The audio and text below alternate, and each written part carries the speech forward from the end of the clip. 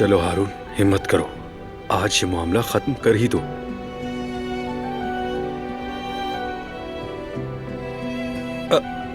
वो क्या हम बात कर सकते हैं?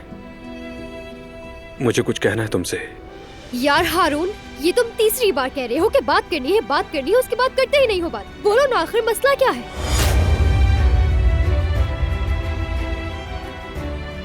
अस्सलामुअलैकुम। क्या हुआ है अब? वालेकुम अस्सलाम।